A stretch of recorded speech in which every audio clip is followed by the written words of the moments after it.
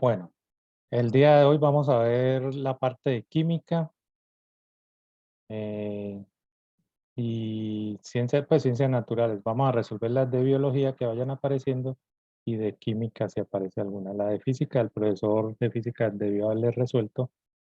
Eh, si ya les tocó, me confirman porfa si alguna de las que vamos a resolver ya la resolvieron con el profesor de física. Entonces, empezamos. Voy a compartir la pantalla nuevamente.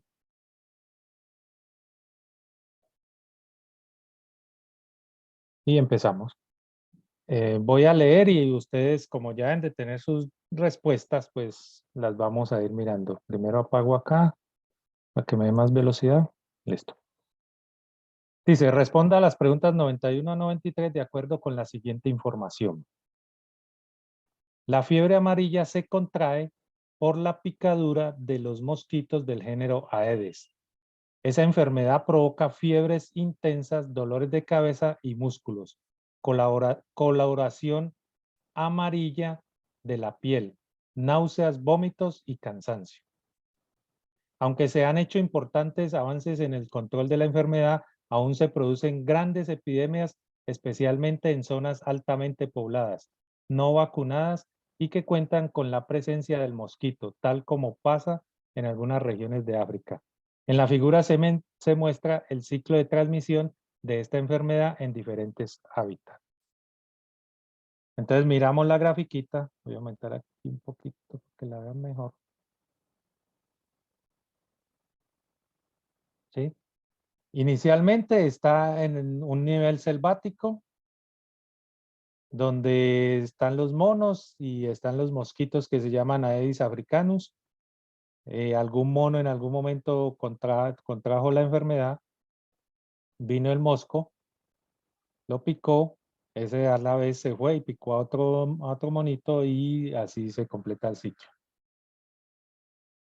Ese mosco, por alguna razón, se fue a un hábitat diferente, a una parte diferente donde ya había la presencia de seres humanos, esporádicos, pero ya habían. Entonces, y él sigue existiendo el primate y es el mismo ciclo. Lo único es que el mosco pica al primate y en vez de picar a otro primate, pues va y pica a un ser humano y ese ser humano lo pica a otro después de haber estado contagiado y se sigue el ciclo. Ese ser humano, como tiene relaciones familiares o de producción o de lo que sea, con ya gente más pues del campo, digámoslo así, de la ciudad, entonces pasa a un nuevo ciclo, que ya es el ciclo rural, donde el transmisor es el mismo insecto, ¿sí? Pero aquí ya se va a llamar esa Aedes. Y ese es el mismo que está afectando a la parte urbana. Pero la forma es la misma. El contagiado es picado por un mosquito y ese mosquito se contagia y pasa a otro y ya. Ese es el ciclo. El ser humano pues tiene que estar interactuando entre lo rural y lo urbano para obtener su alimento, para pues proveerse, para ir a pasear, para lo que sea. Entonces, esa es la relación que hay. Dice, ¿qué estrategia puede usarse para controlar esta enfermedad en zonas urbanas de bajo índice de vacunación? O sea, en la parte urbana. ¿Cuál respondieron ustedes? La A, profe. La A, pero también me puse a dudar en la D. La A o la B.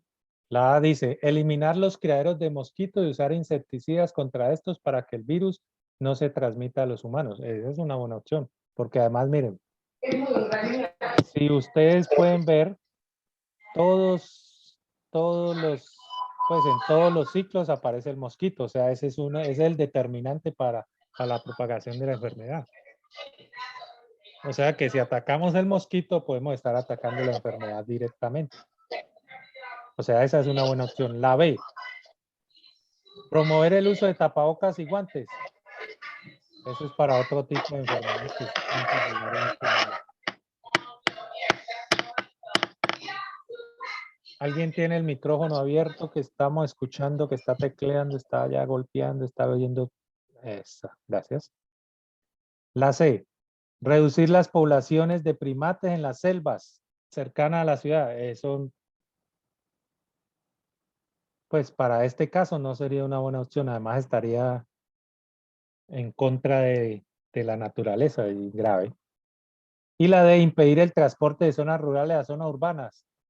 Si impedimos el transporte, podemos estarnos desabasteciendo. O sea que es un poco complicado también. Y ¿Sería fuera la A? exactamente. Y fuera de eso, ustedes no se darían el lujo de ir a pasear si aplicamos la D. Entonces, la opción más correcta Es sería la A. la A. Listo. Problemas, pues, preguntas sin ninguna complicación. ¿Sí? Todos debieron de haberla colocado correcta la A. Bueno, lean la 92 y la 93 y ya la consultamos. Leanla un momentico ahí.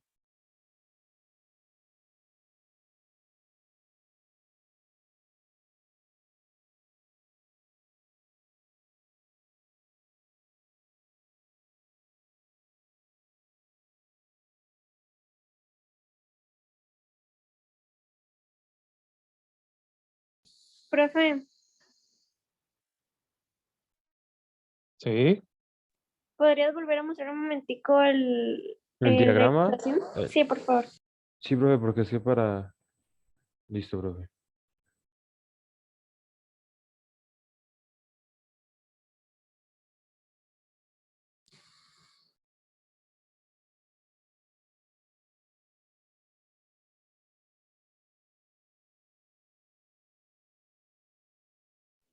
Listo, profe, gracias.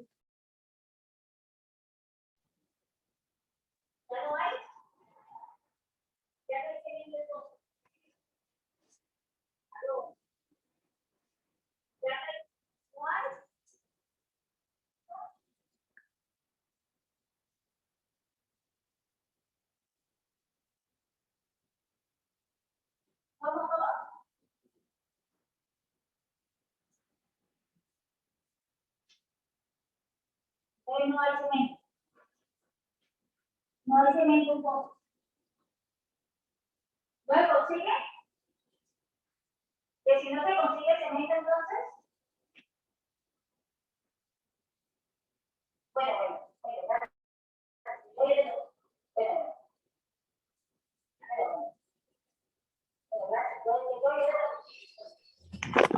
bueno. Entonces, ¿hay alguien que tiene el micrófono abierto? Dice, 92. Si hay un aumento en las poblaciones de Aedes aegypti, ¿cuál de las siguientes situaciones se presentará? Entonces, miren que al aumentar la población de Aedes, ya empiezan a surgir nuevas competencias, ¿no? Nuevas problemáticas, sobre todo para los mosquitos. Hay que tener en cuenta eso, ¿sí? Y otras cositas también que hay que tener en cuenta ahí. Pero entonces ya cambia la relación entre ellos al haber más población. Disminución de los mosquitos en la selva debido a la competencia de recursos. ¿Será esa correcta? Yo Nada, no, digo que es señora, la D, profe. profe. Sí, yo también digo que la D porque pues esa es la, pues Aedes aegypti es el nombre que le ponen a los humanos en ese diagrama. Entonces, en ese diagrama, pues en esa imagen. Entonces, entre más aumenten, más infecciones habrán y más aumento de casos de infección de humanos en zonas rurales y urbanas. Ahí vemos que esa especie está entre los dos contextos, en el urbano y en el rural. Listo. Entonces, eso es una buena observación la que hizo el joven. Aedes aegypti aplica, miren, a la urbana y la rural, porque los otros son Aedes africanos y Aedes bromeliads. O sea, a lo que le están diciendo es que aumentó es a estos. ¿Sí? No le están diciendo los de acá, sino los de acá nomás. Entonces las soluciones tienen que ser para la ciudad o rural. Y si empiezo la primera, disminución de los mosquitos en la selva debido a la competencia por recursos. Ellos no le están preguntando por los de la selva. Reducción de las poblaciones de primates debido al aumento del transmisor de la enfermedad. Aumenta, pero no en la selva, que es donde está el primate. La C, aumento de casos de infección de humanos en zonas selváticas. Aumento de casos de infección humanos, sí, claro, aumenta, pero no en las zonas selváticas. Le están hablando desde la zona rural o, o urbana. Entonces me queda como única opción correcta la D. Aumento de casos de infección de humanos en zonas rurales y urbanas. Si hay más mosquitos, hay más probabilidad de que lo piquen a uno.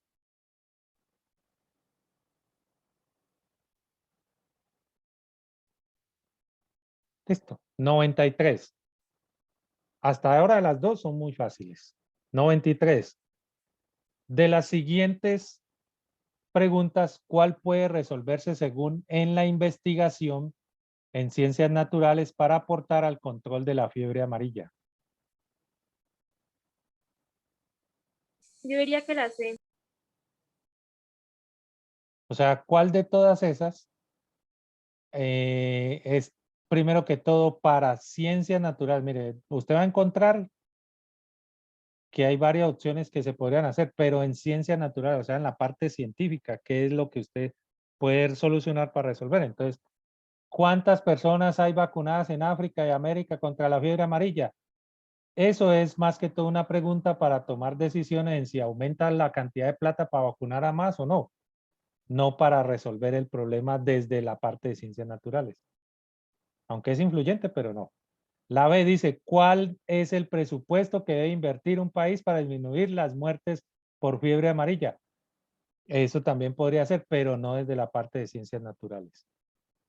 La C, ¿cuáles especies están involucradas en la transmisión de la fiebre amarilla? Esa sí es importante, porque si usted conoce a su enemigo, sabe cómo combatirlo. Si no lo conoce, no. Usted no sabe en cuáles se puede producir. O sea, usted controló los primates, por ejemplo, los aisló, todo eso. Pero resulta de que el mosco está picando es a otro animal diferente y se le aumenta pues, los casos de infección. O sea que esta sí es muy importante. Y la D dice, la fiebre amarilla afecta en mayor proporción a hombres que a mujeres. Entonces, eso, por ejemplo, esa falsa totalmente porque no tenemos conocimiento, no tenemos información para poder asegurar eso, aunque ahí es en forma de pregunta. Entonces me queda como única opción correcta la C. ¿Cuáles especies están involucradas en la transmisión de la fiebre amarilla? Hasta ahí no hay problema, ¿sí o no? Debieron de haber sacado las tres buenas. O que, o, bueno, pues, que no van a contestar, pero el que no las contestó buenas va a decir que no. Pero de todas maneras, muy fáciles. Bueno, sigamos. 94, 96 debe ser física, ¿sí o no? 96, 97. Vamos a resolver la 98. Léanla, denle una respuesta y ya la analizamos.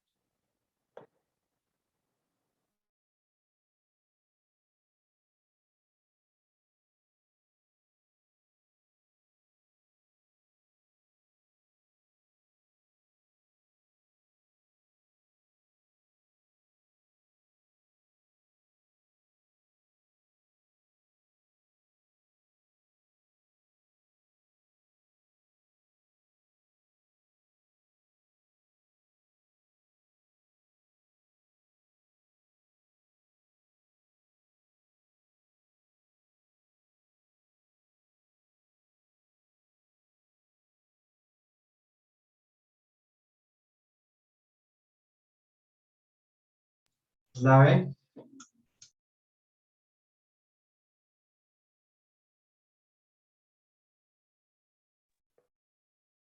Listo. Entonces, la respuesta correcta, la B. No hay otra. Pero analicemos la pregunta. Dice, en la tabla se presentan características físicas y químicas de 4 sustancias puras. Listo, me dan punto de ebullición, punto de fusión, conductividad eléctrica y presión de vapor. Aquí podemos confirmar lo que veíamos en la clase de química de la presión de vapor. A mayor presión de vapor, menor el punto de ebullición. ¿Sí? Aunque hay ¿qué? Sus variaciones. Pocas, pero hay sus variaciones. Por ejemplo, miren aquí, vea, esta presión de vapor es de 1,9 y esta de 3 debería de ser, si se sigue esa secuencia, la de 1, pues la de 1990 ser mayor la presión de vapor de el punto de ebullición. Y resulta de que no, es mayor el punto de ebullición a esta presión de vapor. Pero eso depende en muchos casos de la sustancia, ¿sí? Entonces puede hacer variación de la sustancia. Se supone que esta primera, ¿qué compuesto debe ser? ¿O qué sustancia debe ser? Porque ahí no me Agua. dicen, pero yo me supongo. ¿Mm? ¿Cuál debe ser? Agua, ¿no, profe? Debe profe, ser agua. agua. Sí, como la más acertada, agua. ¿Por qué? Porque el punto de ebullición es 100 y el punto de fusión es 0. ¿Sí? O sea que probablemente puede ser agua, aunque no lo podemos asegurar porque no dice en ninguna parte que sea agua. Pero por las constantes, por las variaciones, más o menos por eso será agua. Listo. Otra cosa importante, que todos los valores son reportados a 20 grados Celsius. ¿Sí? O sea, todos son, si usted lo reporta, por ejemplo, a 22 grados, entonces ya le puede cambiar alguna de estas constantes, pues de esos valores que hay ahí, para que tengan en cuenta. Listo. Según la información de la tabla, se puede observar que las sustancias YZ, o sea, solamente me están preguntando por Y y Z, no me están preguntando por ninguna otra, solo por Y y Z. Tiene como característica común que presentan la misma composición química, no sabemos. Primero que todo, tiene diferentes puntos de ebullición, fusión, y entonces no sabemos si tienen la misma composición química. B, presentan una presión superior a 4000 pascales. Entonces miramos aquí, esta es la presión y son los pascales. Aquí dice 1990, aquí 5000, sí, es mayor a 4000 y aquí dice 13000 que es mayor a 4000. Mientras que la otra es 3000 menor a 4000, o sea que esta podría ser la respuesta correcta.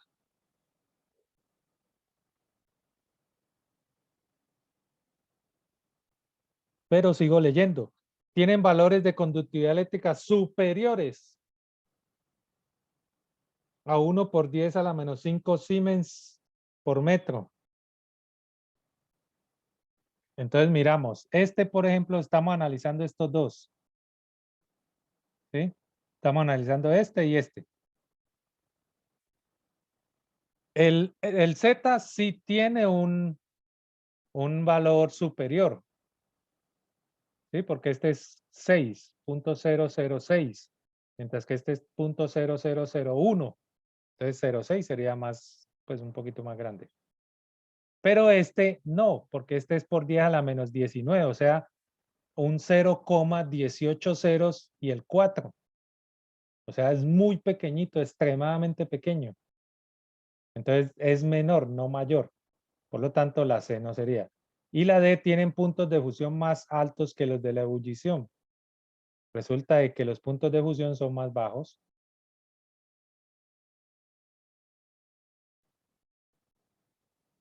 Si fuera valor absoluto, de pronto, pero como no es valor absoluto, sino que son números negativos, no sería la respuesta correcta. Por lo tanto, la respuesta es la B. Presentan una presión de vapor superior a 4000 pascales. Es lo único en común que tienen. Listo. 99.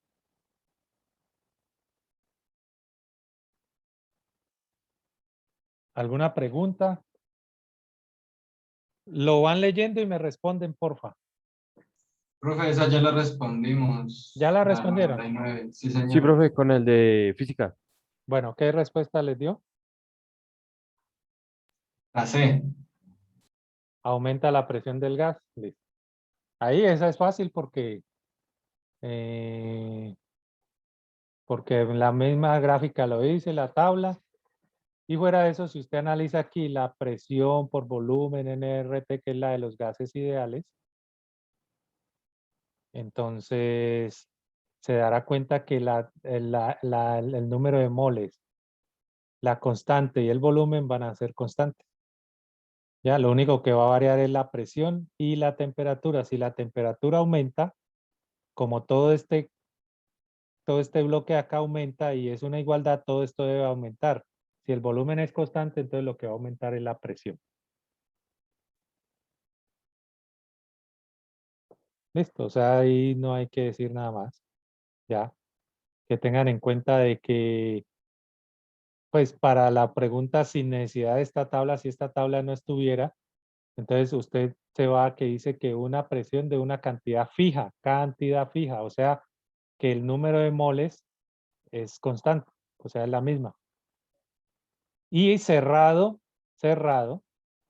entonces ahí hay que suponer de que el volumen no varía.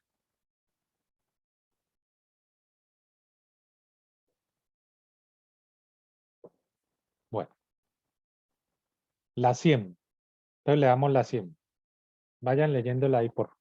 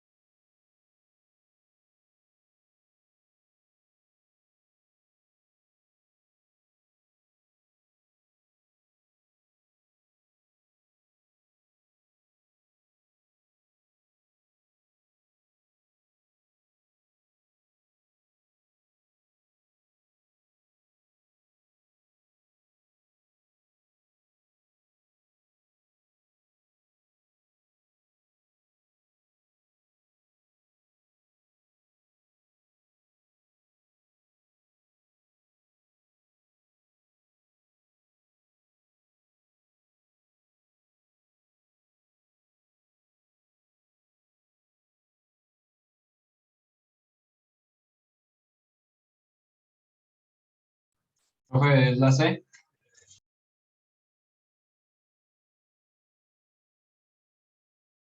Yo también marqué esa.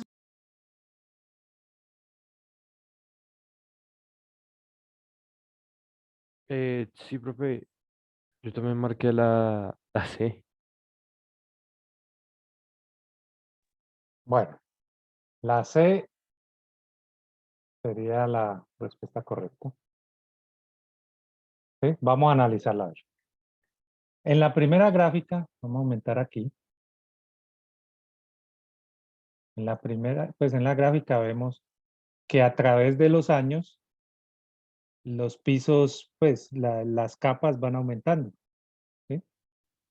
¿Por qué? Porque cada vez, pues se mueren peces, plantas, llegan los residuos, todo eso, y eso va formando capas. ¿Ya? Entonces, a medida que pasan los años, pues se van aumentando esas capas de, pues, y la materia orgánica se va depositando en el piso o en el suelo. Eso hace que esa materia orgánica, debido a la presión y a las fuerzas que están ejerciendo aquí las diferentes capas, se convierta en petróleo y a la vez se liberen gases que hacen, pues, que exista el gas natural. Listo, eso es la interpretación de la gráfica. Dice, con base en la información anterior, se puede afirmar que el gas natural y el petróleo se originaron a partir de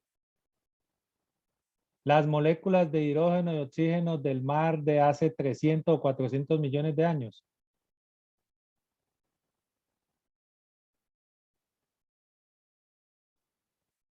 esto hasta podría ser cierto en alguna forma, pero resulta de que solamente me está limitando a 300 o 400. O sea, me está diciendo que el petróleo de Formosa fue hace 400 años.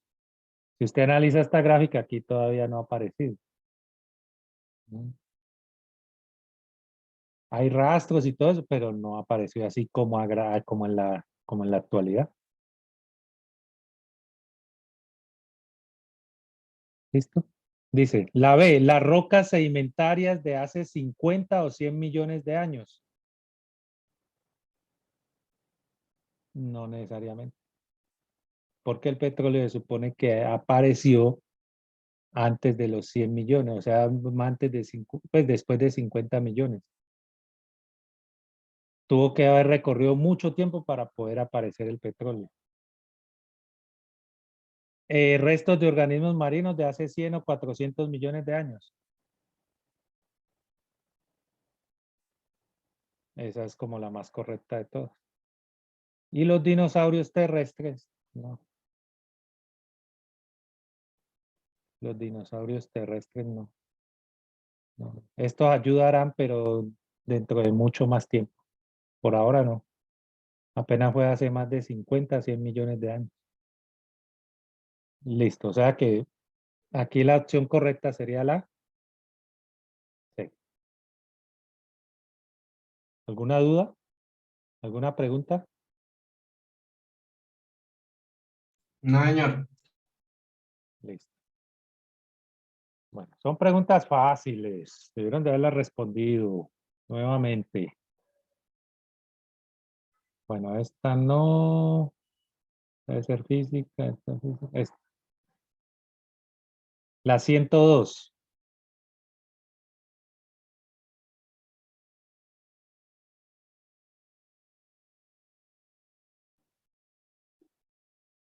La 102. Vamos a leerla. Dice, a un cultivo de arveja lo ataca un mosquito que parasita las semillas e impide que éstas sean comestibles. O sea, ahí hay un problema. Hay un mosco que está atacando a la alberja, ¿sí? La cual ataca las semillas e impide que sean comestibles, o sea, que no se puedan comer. Un grupo de agrónomos sugiere cultivar con las arvejas un escarabajo que ocupa la vaina donde están las semillas sin dañarlas. O sea que ellos van a cultivar un escarabajo que se va a meter en la vaina y va a ser su hábitat ahí, pues donde va a residir, y eso va a hacer que haya una relación de competencia con el mosco y no lo deje acercar ahí. O sea, lo va a desplazar.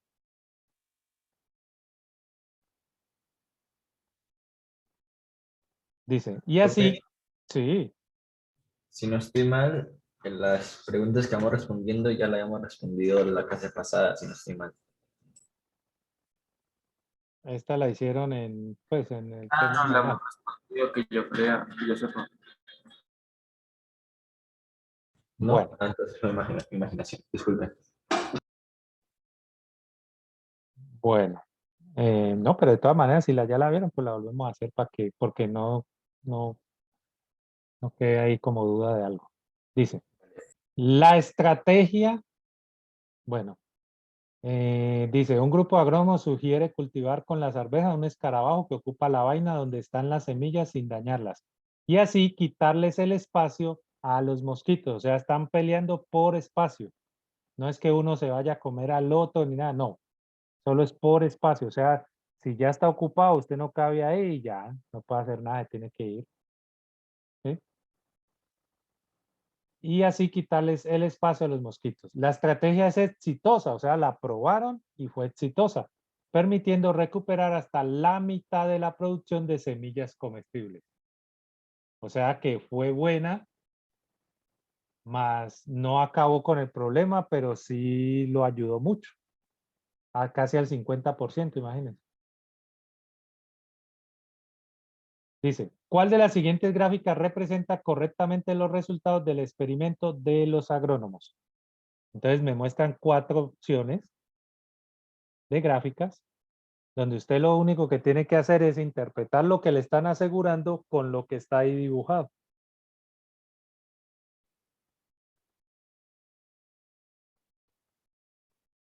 Algo de lo que le están asegurando es que que usted va a aumentar la cantidad de escarabajos. ¿Sí? Al aumentar la cantidad de escarabajos, la competencia con el mosquito debería de aumentar. ¿Sí? ¿Por qué digo debería? Porque en algún caso tal podrían convivir los dos ahí y no pasaría nada y seguiría, porque es que el escarabajo no se alimenta de la semilla.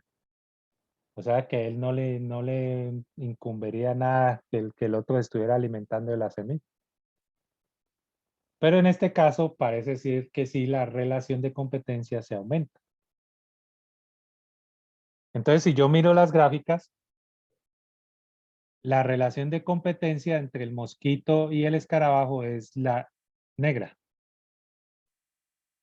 Y la producción de semillas es la que es gris.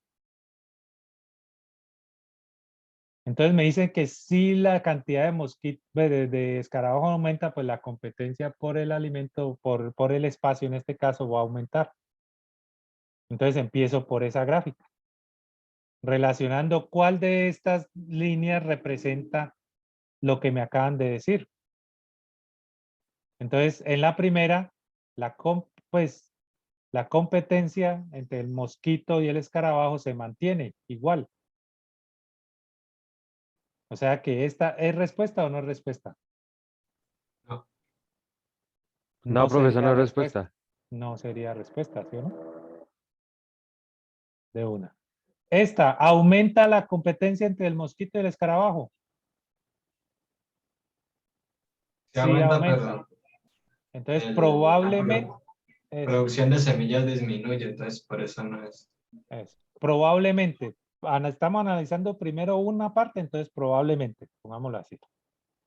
La C, ¿aumenta el nivel de disminuye antes? Y también podría ser, No, ¿no? esa menos, esa menos. No, pero sí podría ser que entre más haya escarabajos disminuya la competencia porque ya no hay espacio para competir. Pero bueno, no, en este caso no es. Y la D aumenta la competencia, ¿sí? Y de hecho aumenta mucho, miren. Entonces esta también podría ser. Empezamos a analizar la otra parte de la Profe, yo pregunta. diría que es más la D porque la producción de semillas en la B creo que es, así en la B es más bajita cuando aumenta la población de escarabajo.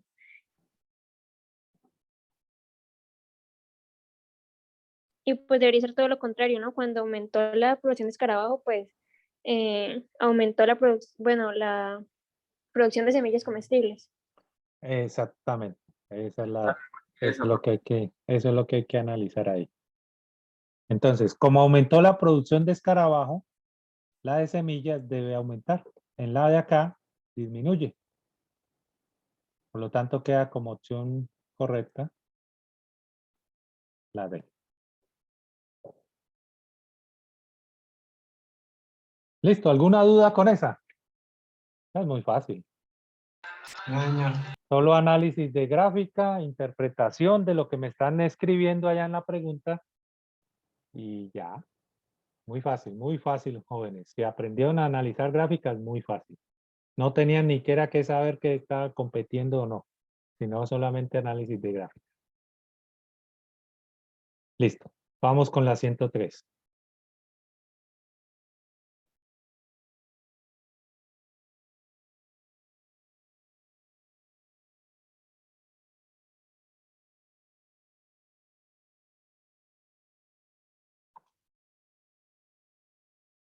La leen, entienden y Pero ya la les pongo verdad, las. en la prueba esa me fue, pues la verdad no supe responderlo.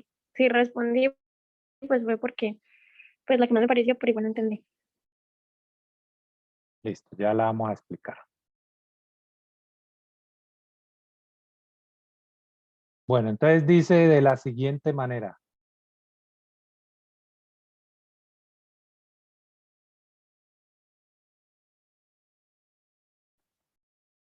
Dice, a continuación se presentan dos unidades mediante las cuales se puede medir la concentración de una disolución. Hay una forma que es porcentaje peso a volumen, lo cual determina la masa de la sustancia en gramos dividido por 100 mililitros de disolución, por el 100%. Y la molaridad, que es la masa de la sustancia, o sea, la masa de una mol, sobre un litro de disolución. Y que un litro equivale a 1000 mililitros. Un estudiante tiene dos disoluciones de distinta concentración de una misma sustancia. ¿Sí? Y me dicen que tiene 100 mililitros de concentración 1 molar en la disolución 2 y en la disolución 1 tiene 100 mililitros de concentración 20%. PB, 20% PB. Se supone porque es lo que me están diciendo arriba. Cuya masa es de 200 gramos por cada mol. O sea, me están diciendo que una mol pesa 200 gramos de esa sustancia. ¿Sí? Y como es una misma sustancia, entonces en las dos va a representar lo mismo. Listo, pero ya ahí empieza usted a analizar las ecuaciones. Teniendo en cuenta la masa de una mol de la sustancia, o sea, de 200 gramos, son equivalentes las concentraciones de ambas disoluciones. O sea, me están diciendo a ver si estas dos concentraciones son equivalentes. O sea, lo que yo saqué de aquí me sirve para sacar esta de acá. Eso es lo que le están diciendo. Que si son equivalentes. Entonces miramos aquí el análisis de la gráfica. En la primera, la concentración es 20. O sea, esto es un 20. Aquí hay un 20 donde dice PB. Aquí hay un 20. El volumen son 100 mililitros. O sea, aquí hay 100 como está ahí. ¿Qué hago yo? Simplifico estos 100 con este 100 de acá, ¿sí? Y me queda que 20 es igual a la masa de la sustancia, o sea que realmente aquí hay 20 gramos. Listo, ahí hay 20 gramos. Ahora cogemos la disolución 2 que está molar. La concentración es 1 molar. Si esto es un 1, y usted apenas cogió 100 mililitros, acá abajo sería 100 mililitros. ¿Sí?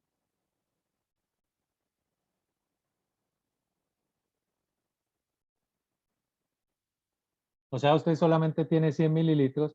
¿Qué cantidad de gramos hay en 100 mililitros de esa sustancia? Entonces usted dice 100.000 mililitros hay 200 gramos en 100 mililitros. ¿Cuántos gramos hay? Una regla de 3 simple directa. Entonces usted encuentra de que 100.000 hay 200 en 100 habrá 200 dividido 10. O sea, habrá solamente 20 gramos. Y como acá arriba también había 20 gramos, entonces puedo decir que son equivalentes las concentraciones de ambas disoluciones. Entonces yo digo sí, porque las dos disoluciones tienen un volumen diferente. ¿Será que tienen volumen diferente?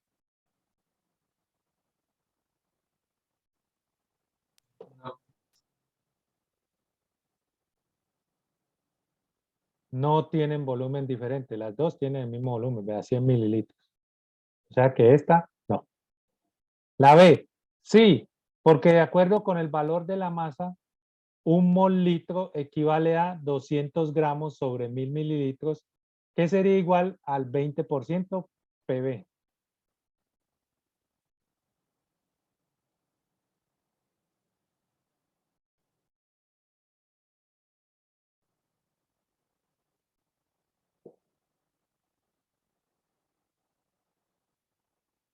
Entonces analizaron ahí lo que hicimos ahorita. Yo tengo 200 gramos en 1000 mililitros. Entonces en 100 mililitros tendré apenas 20 gramos. Y el 20% presión volumen equivale a 20 gramos también. O sea que esta podría ser la más acertada. ¿Sí? Pero hay que seguir leyendo las otras. Dice no, porque la cantidad de moles son las mismas en las dos disoluciones. Mm.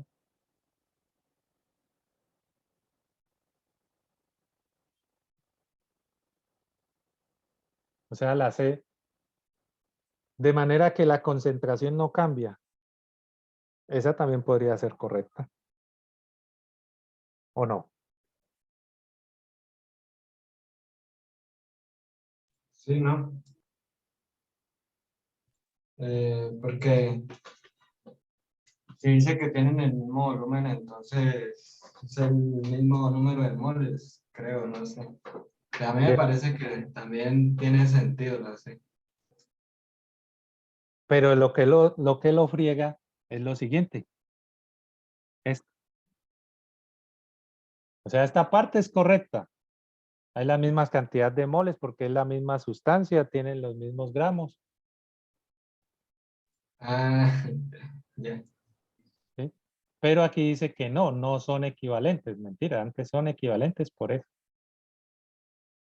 Y acá dice no, entonces tampoco. Pues, porque las disoluciones están preparadas con la misma sustancia. Entonces sí, no es no. Bueno, entonces ahí hay que tener cuidado con eso también, ¿no? Con ese no. Listo, la respuesta correcta, la B. Respuesta correcta, la B. ¿Preguntas? La niña que dijo que no había entendido la pregunta, ¿entendió? Sí, profe, ya entendí. Ah, bueno, listo, Gracias. con mucho gusto. Entonces, es simplemente análisis de las fórmulas. Bueno, sigamos aquí con esta. La leen y pasamos a las preguntas. De la 104 a la 106 se refieren.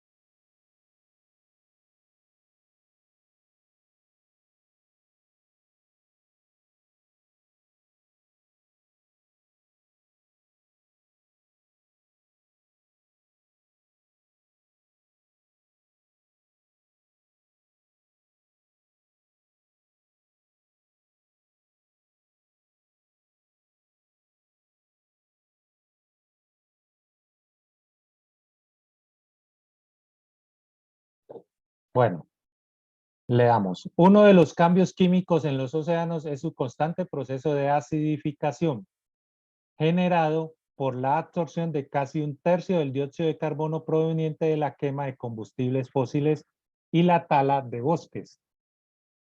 La consecuencia de esto es que el nivel de acidez aumenta en un 30%, lo cual agota los iones de carbonato de calcio en el agua. Los científicos han realizado experimentos en el laboratorio para probar que la disminución del pH tiene incidencia sobre el comportamiento y la actividad de algunos organismos. La tabla muestra sus resultados. Entonces tengo el pH neutro, la actividad normal, el pH ácido, eclosión normal de los embriones. Los embriones no logran salir.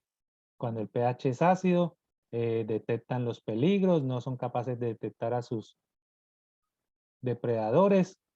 Entonces, la tablita me está diciendo que, miren, cuando el pH es neutro, todas estas especies se comportan de una forma normal. Tienen su actividad normal, la eclosión normal de los embriones, o sea, pueden tener su descendencia normal. Y en los peces de arrecife detectan los peligros. Pero cuando se acidifica, o sea, baja el pH, se vuelven letárgicos, somnolientos, o sea, no son despiertos los calamares. Los embriones no logran salir del cascarón y no son capaces de detectar a sus depredadores. Hasta ahí he entendido lo que me están diciendo sobre la acidificación. Sí, profe. Listo, entonces vamos a leer la pregunta. Dice, el agua oceánica es ligeramente alcalina. El valor de su pH está entre 7,5 y 8,4. ¿Sí? Pero puede ser ácida si la temperatura aumenta. Con base en la información anterior, ¿cuál de las siguientes gráficas muestra el porcentaje de eclosión de los huevos de krill? Entonces viene a este nomás. Se está refiriendo a esto. ¿El porcentaje de eclosión de los huevos de krill aumenta o disminuye cuando se hace más ácido? Disminuye. Disminuye, ¿sí? O sea, hay muchos que no van pues, no van a nacer. Entonces, cuando se forma ácido, disminuye. Entonces aquí ya usted mira las tres gráficas y mira, si este es el nivel de pH y este es el número de eclosión de huevos, cuando se forma más ácido, ¿sí? O sea, cuando él viene de aquí para acá, ¿sí? Cuando viene así, él va a disminuir. ¿Qué pasa con esta gráfica? ¿Qué está pasando cuando el pH disminuye? ¿Qué pasa con la eclosión? Está en lo máximo. Está aumentando antes, ¿sí o no? Cuando usted va de aquí para allá, está aumentando. O sea que esta, no.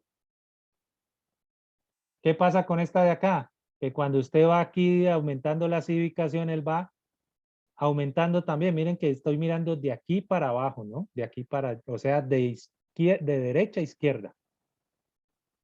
¿Ya? Entonces ahí tendríamos de que de derecha a izquierda debería era de disminuir la gráfica y en vez de esta es aumentando. Entonces, esta tampoco. Me queda única opción, la A y la C. ¿Ustedes qué opinan ahí que cuál debe de ser? Ah, La, La A.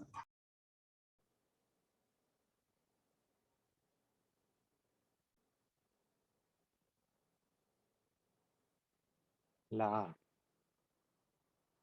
Sí, porque de todas maneras, él no va a aumentar, en la C me está mostrando que está aumentando a medida que el pH aumenta. Pero acá me dice que alcanza su máximo, pues, el máximo nivel en ¿qué? En un porcentaje, pues en un pH más o menos moderado, ¿sí? Cuando el pH es neutro. O sea, refleja más o menos esta gráfica. Esta de acá, no. Esta de acá me está diciendo que es muy elevado y no es como un nivel óptimo aquí en la gráfica C. Entonces, por lo tanto, esta podría ser, pero no porque aumenta el tamaño indefinidamente, supuestamente esta gráfica. O sea, lo más correcto es esta. Los peces tampoco te van a sobrevivir a un pH muy elevado, muy alto, muy básico. ¿Sí? Entonces tiene su comportamiento. Este es como un comportamiento más oportuno. Listo. Contestemos aquí estas 105 y la 106 y terminamos. Leen por favor la 106 un momento. 105.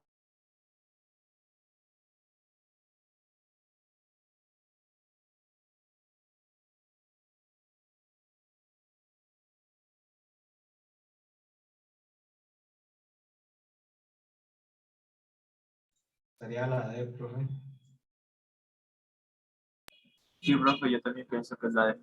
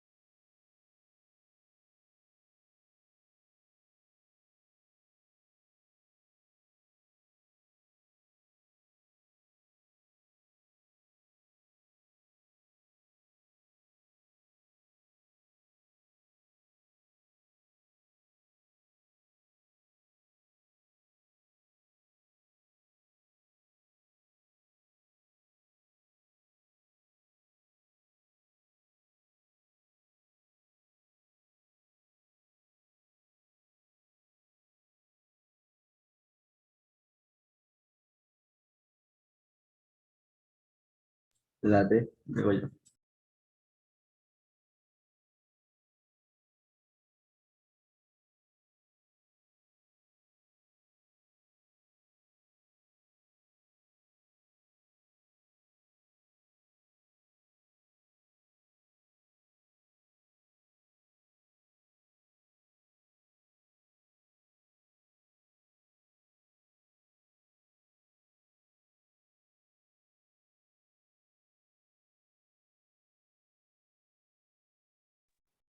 Bueno, leamos. 105. Los científicos afirman que la disminución de los niveles de pH en el océano afectan la vida de diversas especies oceánicas.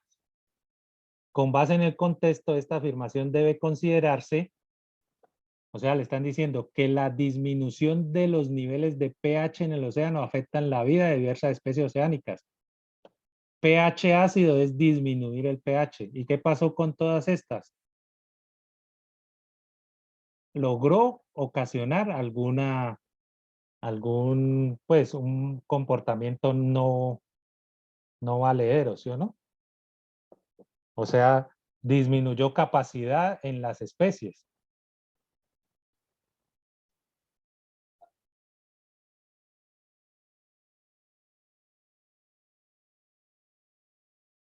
Entonces,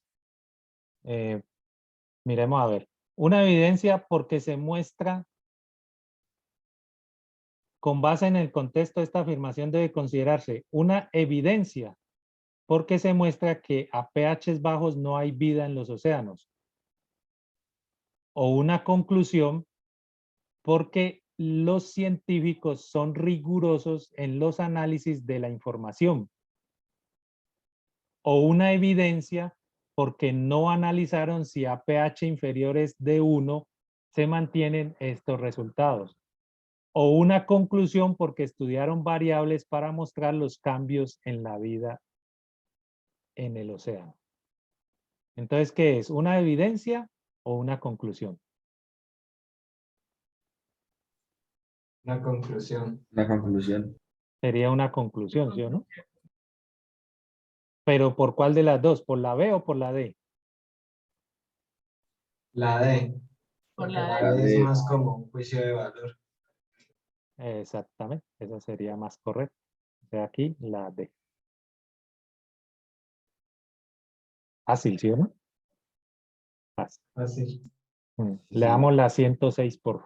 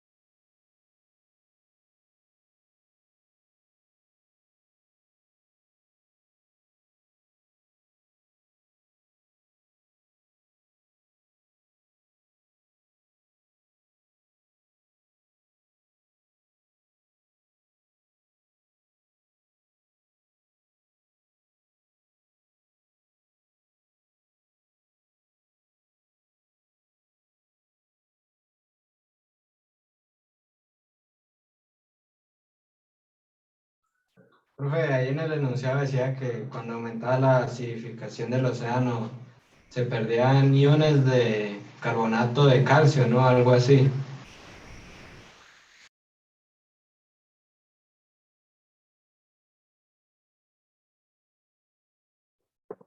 Listo, sí. Vamos a mirar, bueno, vamos a leerla primero y ya resolvemos lo que dijo el caballero ahí. Dice, los investigadores han encontrado que las conchas de la mayoría de los crustáceos tienen 3 capas. La más interna es el nácar, compuesta por capas de quitina y cristales de aragonito. La intermedia y más gruesa es el mesostraco, formada por cristales de carbonato de calcio, y por último la capa más delgada es el periostraco, compuesta por una sustancia similar a la queratina. Con base en la información anterior, ¿qué problema ocasionaría en los crustáceos la acidificación del océano? Entonces miremos a ver lo que dijo acá el caballero.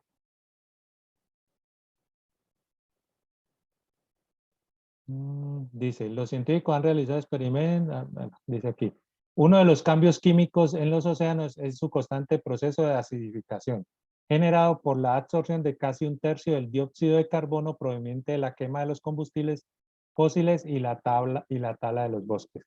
La consecuencia de esto es que el nivel de acidez aumenta en un 30%, lo cual agota los iones de carbonato de calcio en el agua.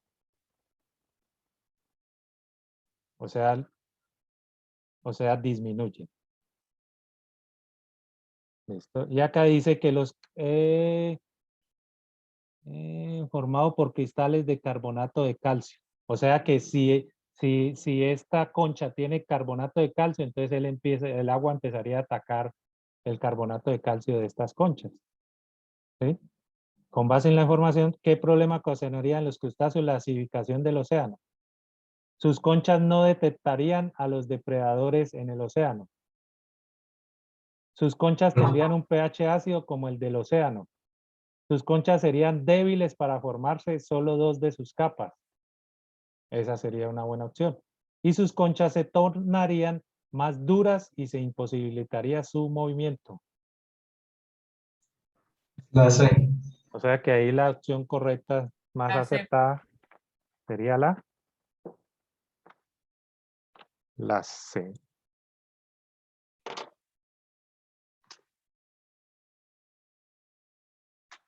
La C o la D. Ya ustedes dicen, a ver, ¿cuál creen que debe ser la más acertada? La C, profe. La C. Sí, profe. La C, ¿sí? Porque al ser más ácido atacaría el carbonato de calcio y, o sea, evitaría tener ¿qué? Una capa más, se comería esa capa. Bueno, jóvenes, ha sido un placer. Muchas gracias por la atención. No sé si ya habrá llegado el otro profesor, pero espero que sus resultados sean los mejores y si algo, la próxima clase seguiremos resolviendo. Muchas gracias y hasta Bueno, luego. profe. A Hasta usted, luego. profe, hasta Gracias. luego. Profe, gracias a Chao. usted, muchísimas gracias. Bueno, profe, muchas gracias.